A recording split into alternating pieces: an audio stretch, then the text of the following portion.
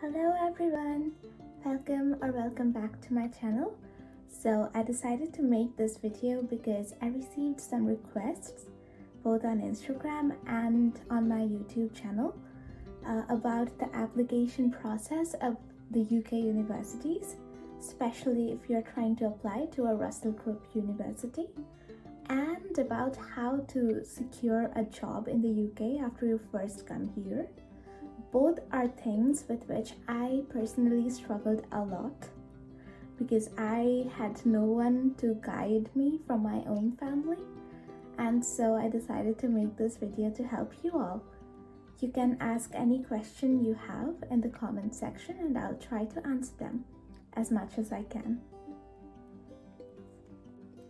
So about me, I am studying at Durham University, which is one of the topmost ranking universities of the United Kingdom and also worldwide. And if you do not know what the Russell Group universities are, they are basically known as the UK's Ivy Leagues.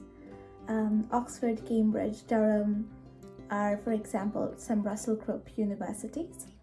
Durham, as of 2024, ranks 5th in the UK overall and among the Russell Group universities as well, and for my subject it ranks 3rd right after Oxford and Cambridge.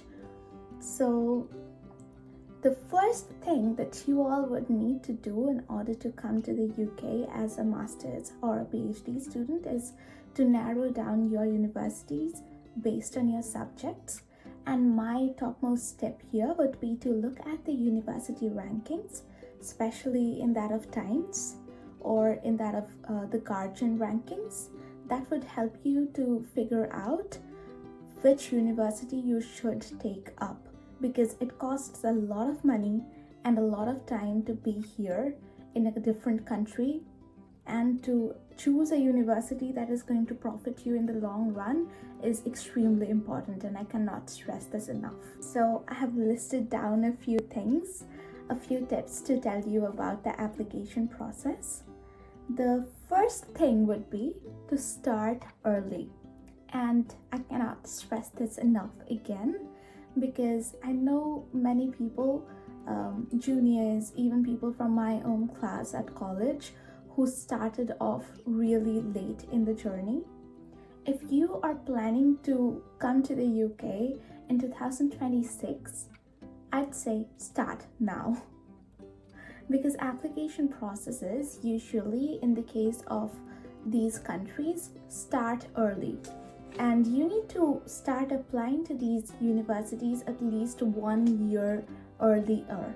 So if you're targeting fall 2026, you should have started in fall 2025. That's it. And you would need 3 basic things to apply. So I would say whenever you're starting off, start by acquiring these 3 things.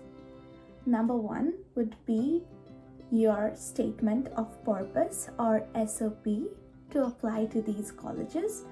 All of these colleges would require you to write a statement of purpose stating the reason behind your choosing a UK university, because otherwise you could have done your degree back in India or whichever country you come from, right?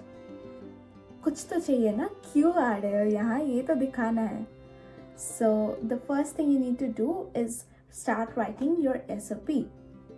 The second thing you would need is your English language qualification, because in India most of us do not have first language set as English, although in my case I did, but I still had to give TOEFL or IELTS before coming to the UK.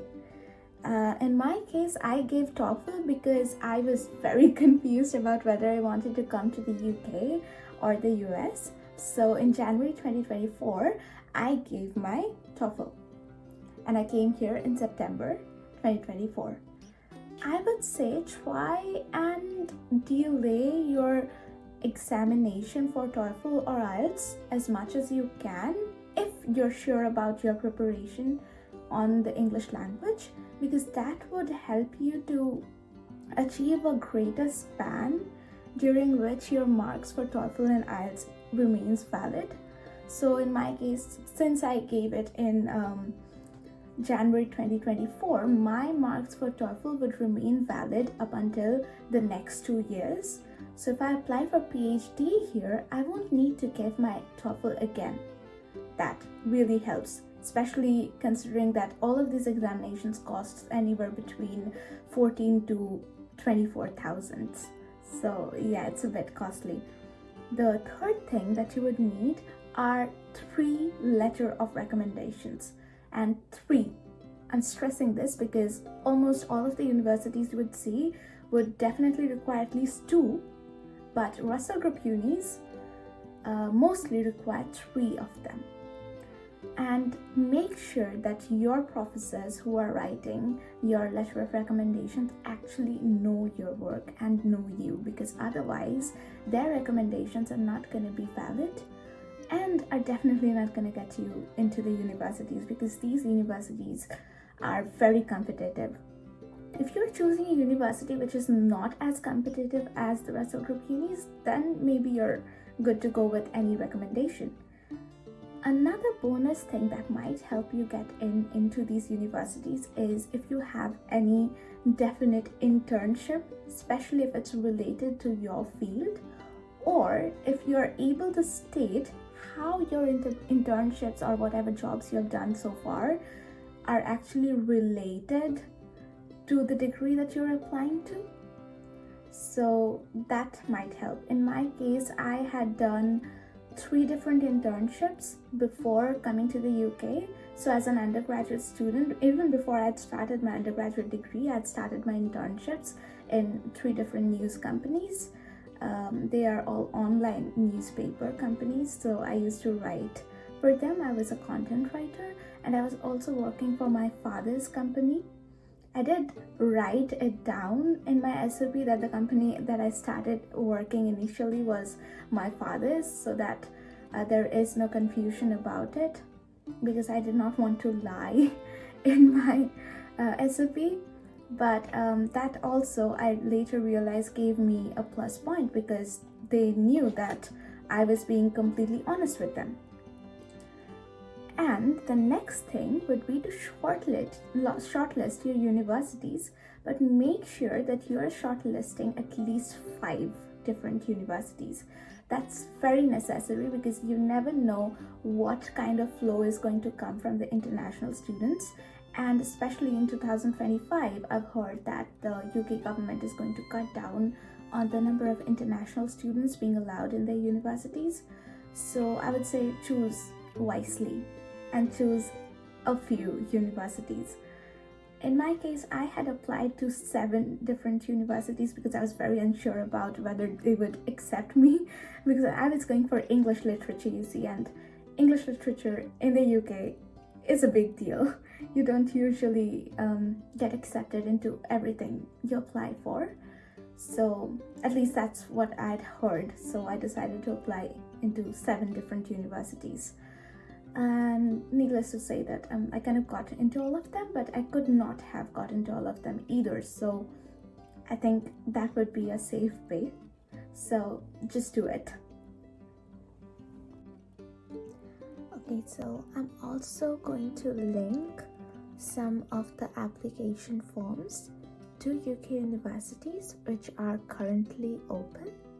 You can choose your course and your department that you want to apply to and check out their specific criteria for the application and apply accordingly. But I'm going to check out the ones that are currently open for application for September 2025. Most of these universities will also have scholarships, for which you might have to apply in different format. In my case, I had received a 5 lakh, that is 5,000 GBP scholarship from Durham University as an international student from India. It was a part of the scholarships that are provided to Commonwealth nations. So I received it, but I didn't have to make a specific application to the university differently. It was included within my application process to the Department of English here at Durham. But in the case of certain other universities, for example Leeds and Sussex, I had to make specific applications for different scholarships. And there are also other scholarships apart from university-specific scholarships that you can apply to. For university-specific scholarships, look out for the scholarships page of both the department that you're applying to and also the university scholarship and fundraising page. Definitely check out both, because otherwise you might miss out on certain opportunities. Apart from that, there are scholarships like Chevening Scholarship, Fulbright Scholarship, which are given to specific students from specific backgrounds.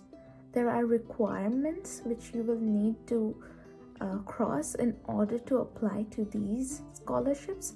I'm also going to list down certain scholarship options in the description box below. Do check that out. I am also going to end this video here because it's already like huge. So if you have any other question specifically towards your own university, the one that you might be interested in applying towards, do let me know. I'm gonna try my best to answer them. So thank you so much for going through this long, tedious video if you have reached the end, and see you next time.